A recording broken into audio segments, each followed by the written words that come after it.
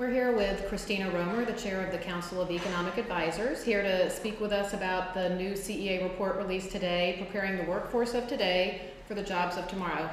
Christy, would you like to give us an overview of the paper? Sure.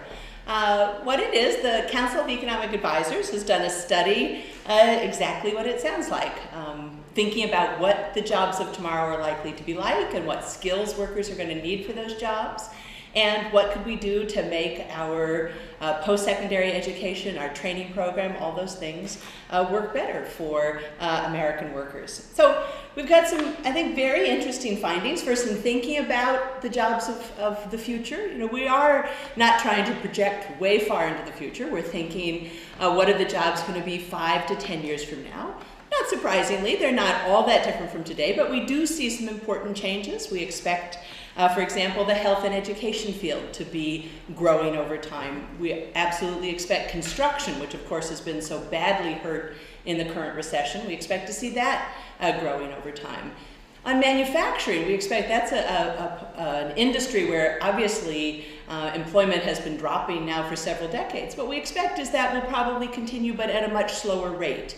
And that there'll be parts of manufacturing like pharmaceuticals, like aeronautics, where we actually expect to see genuine growth in jobs. So that's an important sort of picture of how the economy is likely to evolve. We talk about what kind of occupations they're likely to be. Again, they're likely to be, some of the fastest growing sectors will be, the kinds of occupations will be in the health field, for example, everything from practitioners right down to home health aides, physical therapists, health IT. So we have a whole range of new occupations that will be growing or strengthening.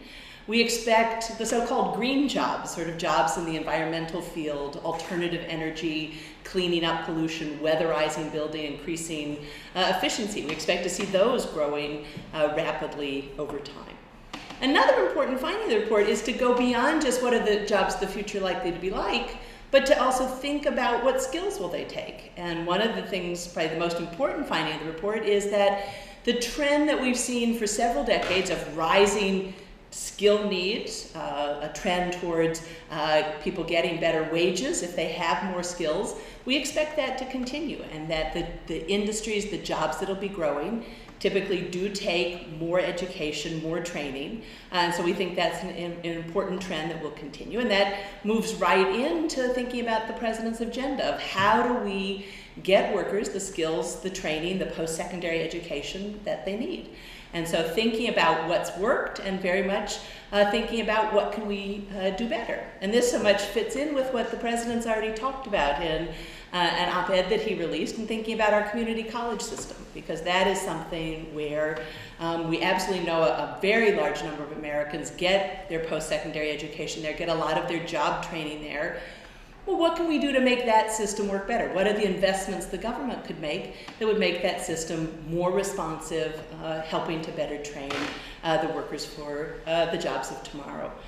I think that the last thing I'd say is to kind of bring this back to the big picture, because of course President Obama has been very clear that he has sort of two goals for the economy. He absolutely is focused on the current economic crisis and has put into place a number of programs, of policies to try to get us through the crisis. But he's also always had his eye on the end, right? When we come through this, he wants us to be a better, stronger, more durable economy. And that's why at the same time that we've done so many things to get us through the crisis, he's also had initiatives in healthcare reform, financial regulatory reform, energy and climate, as important sort of pillars of his proposal. And he's also always mentioned education as another thing that he thinks will help to make us a stronger, more productive, more prosperous economy, society going forward. And so this is really fitting very much into that agenda. I think of our report as kind of providing some of the research and the knowledge that's behind the policy process on what are some of the actions we're going to be taking on education. So that's an overview of what's in the report. I highly recommend that people click on it and read it, because it really has some very interesting and important results. Christy, we're getting a little bit of a call for you to move your microphone closer up. Sure. So, okay. We have one question from Allie, one of our online folks, who's asking about the need for professional jobs versus non-living wage jobs. How do you address that in the report? Well, that I think she's very much getting the same ideas that were in the report. Remember how I mentioned there's been a long-run trend towards higher skill needs in jobs, and we certainly know that workers with more skills earn higher wages. And so absolutely, if what we're thinking of is the jobs of the future are likely to require more education, often post-secondary education or particular vocational skills. And so absolutely figuring out how we get more American workers those skills are exactly important for making sure that they make good wages. And here I'd point out one of the things that the president did in the Recovery Act, working together with the Congress, was to increase the Pell Grant program, which provides financial aid for low-income students to go to college. And that was something he felt very important to even the playing field, and so that more people can get these professional jobs that typically require greater skills and more education. Great. And we've got a question from Sean Chamberlain about community colleges. How can community colleges rapidly respond to changing job markets when the curriculum is really a 2 to 3 year process for completion? Well, that is true, and that is one of the things the president is going to be thinking about, is how do we make community colleges more responsive. One of the things, we have an advisory board that has a lot of people from industry and academia that works with the president, and a lot of the people from the private sector talk about how important it is for any of our job training programs or our community college programs to interface with employers so that they actually know what are the skills that are needed, where they're likely to be jobs. Can you, in fact, set up programs where you actually, have people more easily, more directly moving into jobs after community college? Because absolutely, that is, that's going to be so great for the students, and we hear from the employers it would be great for them as well. But absolutely, it is, a big part of, I think, what the president will be announcing is figuring out how we're going to make community colleges more responsive. How are we going to be sure that the curricula sort of keeps up with the skill needs or what employers are looking for? And that is going to be an important part of this. Great. We've got a couple of other questions just around the stimulus and how getting the stimulus money into the economy can help with the job creation process. Oh, we think it's absolutely central. That is the reason that the president fought so hard and worked with Congress to get the Stimulus Act passed just as quickly as possible, is because we do think that it's an important medicine for recovery. And one of the things that we've focused on is how it has a broad range of types of fiscal stimulus. We've had the tax cuts that people have already seen in their paychecks. It has direct government investments in some key areas like health information technology, infrastructure, weatherizing buildings, renewable energy. All of that is crucially important. And money to state governments. Again, we are seeing just how severe the fiscal crisis is at the state level, where so many states are cutting services, raising taxes, and this money that's coming to them from the federal government is absolutely crucial in trying to mitigate that plan. One of the things I will say is we are, I think, making great progress at getting this money out the door. I was actually just looking at some of the numbers, and it does look like we are really ramping up, that we have been, in fact, faster than we anticipated back in February at being able to get the money into the economy, and we absolutely expect it to start to have some very positive effects. Great. We've got a few questions here just about green jobs. What exactly is a green job, and are there some specific stimulus dollars or grants that are being put into green jobs? Well, I think the definitional issue is certainly a tough one, and it is one that we certainly in the government and in the statistical world have been trying to think about, well, how do you measure it, how do you define it? And I will be the first to say that that's still a little bit up in the air. But of course, what we mean, I think what most people mean when they talk about a green job is a job either in renewable energy, in increasing energy efficiency like weatherization, pollution control, cleaning up polluted sites. Environmental engineer is one that we highlight in the report as a job where you set up some of the environmental monitoring equipment, or you work in that area.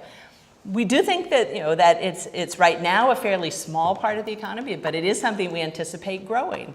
Part of the reason it's going to grow is because of what we did in the Recovery Act. We did put a lot of money into things like weatherization. We did put money into alternative fuels. That's going to be certainly important. We put money into things like research and development. I think that's certainly coming up with better batteries for cars, all of that kind of thing is going to be important for eventually cutting back on our energy usage. So those are certainly crucial. I'd also point out that the work we're doing on the climate and energy bill that just made it through the House of Representatives and that is moving to the Senate, because that also will provide crucial incentives for firms to move into renewable energy, to the kinds of firms and jobs dealing with greater efficiency and weatherization.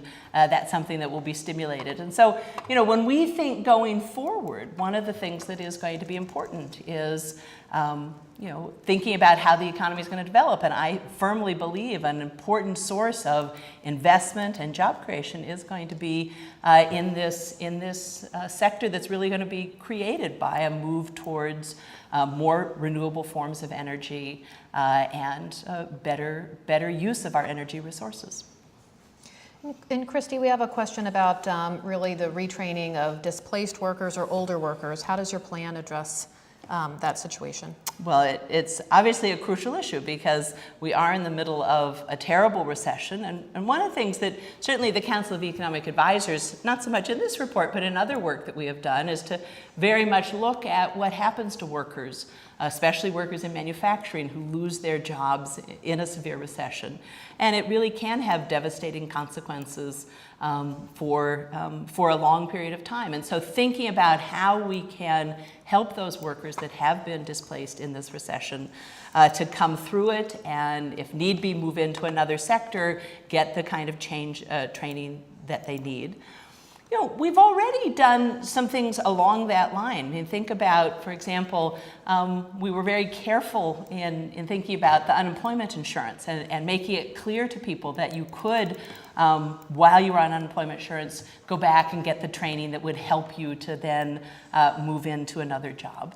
But certainly in our discussion, for example, of community colleges, one of the things that we talk about in the report is how to make our community college system work better for non-traditional students, maybe some of these workers that have young children or are older workers. And so one of the things that you might do is a greater use of technology so that you can do online classes at times that work better with your family or with your job search if you're unemployed.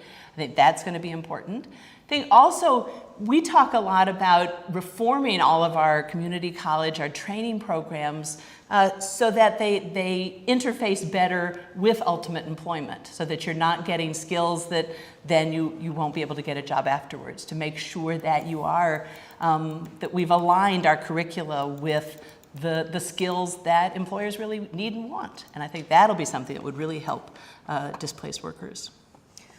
Great. And we also have a question on how we can get the business community more engaged in training. So it's not just getting the community college credential, but actually getting some on-the-job training. Oh, we think that's absolutely crucial. So, and again, I'd point out how, as we in the administration have been thinking about our plans, we've been already talking to employers and people in the private sector because we do feel that's going to be really important. But the other thing that my colleague Cecilia Rouse, who's a member of the Council of Economic Advisors and played such a crucial role in this study, was talking about is how a good training program often includes basic skills, classroom learning, and that on-the-job training, and that those programs are often the ones that follow through to completion better, lead to employment better. And so she was certainly, I think, very convincing that that's an important way to strengthen the system and make it work better for Americans. We have a number of questions, Christy, just about funding for community college for folks who really just can't afford to go back for the training and what the administration might be proposing on that front.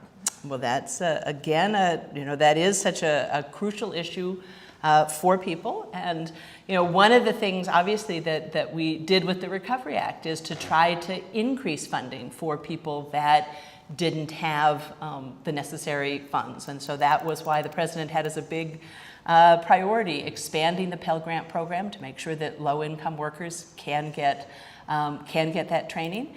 Another thing that we did, again, it's more in the way of explaining what the existing policy had been, but again, this question of making it clear to financial aid officers that you can take into account not just last year's income, but if someone's lost their job, the fact that they have no income this year, that was always something that the financial aid program was supposed to be aware of, and to make that very clear, because we were so concerned about displaced workers and wanted to make sure that they had the funds to get back to school. Great, and we've got a few folks who would like you to speak about just how the government will pay for any of these programs and basically how we would repay any of this in the long term. Absolutely, and one of the things, of course, we do know that the budget deficit is very large. It was very large when we took office, and certainly the administration has had to take actions like the Recovery Act to try to get the economy going again. But the president is absolutely committed to cutting that budget deficit in half over his first term, and more generally believes very strongly that anything we do has to be paid for. And one of the things that we've done is actually to look for savings. So think about the student loan program, and what we discovered when we came in is that we could do it more efficiently. That for a long time we've been having a program where there was some direct government loans and then some loans working through the private sector that turned out to be more expensive. And so by moving just to the direct student loans, it is just exactly the same for the students getting the loans, but we find it costs the government a fair amount less. And so that's freed up a lot of resources. And so part of what we're thinking about for exactly the community college investment is using some of that money. So absolutely committed to paying for it, and actually have identified a source. Well, Christy, we've got a few folks asking the same question, which you may be able to answer better with your college professor hat on, which is, for your traditional student who's in a 4-year program, should they try to get a job or should they just go directly on to graduate school? Oh, that's a question I do answer very often. I think a lot of it depends on, well, one, obviously, the state of the economy. So one of the things I would certainly tell someone is if the economy is in a slack period and it may be hard to get another job, in many ways that's a very smart time to be at school, right? Because the jargon we'd use is the opportunity cost is low, right? If you don't have good employment opportunities, that's a fabulous time to be getting your training, getting your education. So that certainly is good economics to be thinking about that. In general, often for students, it's good to work for a while after you finish your 4-year degree, because you learn a lot about yourself, you learn about what you like to do, and often when you go back to graduate school, you're a little more focused and a little more sure of exactly the kind of training that you want. And I think that's certainly true, and it's like all things, there's a trade-off between it's a good time to be getting training when there aren't good job opportunities, but on the other hand, working a while often helps to focus you better. We've got one question from Dave Hoffer. He's just asking if you'd speak generally about the economy, where we are right now, and also how our government spending is going to affect our long-term GDP growth. I'd be delighted to. I think, where we are right now is still in the middle of a very tough recession. That is unquestionably the case. We know that the unemployment rate is now 9.5%, and certainly we have seen continuing job loss. So there's no sugarcoating this. We're still in a very tough way. We are seeing encouraging signs, mainly that an economy that had been in free fall back in January and February, we're certainly falling more slowly. I think that has to happen before you actually bottom out and start growing again. And we do see kind of the leading indicators, things like building permits telling us that we're going to start doing some construction, consumer confidence, kind of a measure of when do we think consumers are going to feel better and start spending again. Orders for durable goods, when are people likely to start manufacturing those durable goods? Well, you need the orders first. And so all of those things have been ticking up, which is certainly an encouraging sign. We have also seen sort of moderating job loss. We know last time the unemployment rate rose a fair amount less than it had been. So there are lots of indicators that that the free fall is absolutely slowing down. And I'd say almost all of the forecasts that I look at, a lot of the private sector as well as government forecasts, say that probably sometime in the second half of the year we'll turn the corner from falling GDP growth and actually start to see rising GDP growth. Probably take a little bit longer than that before we start to see actually employment stop falling and start rising, which is the number one thing that we're interested in thinking about. The question about government spending, I mean, I feel very strongly, again, that the Recovery Act spending is a crucial piece of the recovery. It is, if you, again, talk to private forecasters and ask them why they're projecting that GDP will stop falling and start rising again, they will tell you it's the Recovery Act is what they think is going to be very important for bringing this about. The crucial thing is that the president has made it very clear he's not trying to somehow have the government do more and more in the economy. This has been spending aimed at getting the economy healthy again, helping us to make the transition, for example, from petroleum-based energy to more renewable-based energy. Basically, we were trying to do smart policy. If we want to be spending money to create jobs, spend it well and spend it on things that we would like to fix, our roads, our bridges, our dependence on foreign oil, all of those things, health information technology, and that is absolutely what we're trying to do. Well, we have quite a few questions. We have time for a couple more questions, but we have several folks asking about our international competitiveness and how we basically try to keep as many of these jobs at home as possible. Can you speak to that? Absolutely. I think that the main way that you keep jobs at home is you make sure that American workers are as productive as they can be, because that's what keeps costs down here. That's what keeps us competitive with other countries. And so it fits very much into the theme of our report, and what the president's trying to do is to make our economy as healthy, as productive, as fast-growing as possible.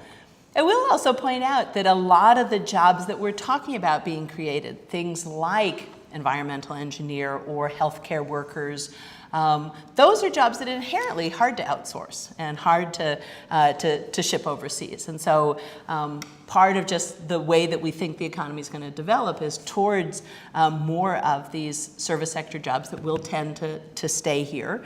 On the energy side, the stringing the wires for the smart electrical grid. That's something that you absolutely can't outsource because you need to be there to do it. So I think that will certainly be a kind of job that will stay here. But by and large, the number one thing is to get Americans the training, the education that they need to be the most productive workers they can be. And then our last question, can you just speak a little bit to the makeup of the stimulus package, why so much went to infrastructure versus other aspects such as the tax breaks, et cetera? Okay, well, I like to think of the way that the stimulus package was designed was to be diversified, right? There's always uncertainty about how any particular program is likely to work. And so the strategy that Congress and the administration followed was to have about a third of it be tax cuts, about a third of it be government investments, everything from infrastructure to health information technology to weatherization to things like that. And then about a third was aid to vulnerable people like the unemployed, so the extension of unemployment insurance, and aid to state government so that they didn't have to cut state services, lay off teachers, first responders, things like that. we thought it was just a very smart way to design it so that you were diversified, that if we didn't get as big an impact from one piece of the program, we hadn't put all our eggs in that one basket. And so we actually think that was a very wise way to be organizing this. And I think we're seeing some of the benefits, right? The state fiscal relief we think has turned out to be even more important than we ever dreamed. Just seeing what's happening to state budgets. They are telling us were it not for the state fiscal relief, things would be so much worse at the state level. So we do think that it had a good range. And then within the government investments, we tried to pick the places where the money was having the best payoff. So we know our infrastructure was in trouble. Spending money there made a lot of sense. We thought health information technology was something that would help to lower the growth rate of healthcare costs as we went forward. That seemed like a very smart investment. We put money into education. We thought that was absolutely a terrific investment. And again, as our report emphasizes, that is very important for American workers and for standards of living. Well, thank you, Christy. That's all we have time for today. And thank you to everyone who logged in and asked some important questions.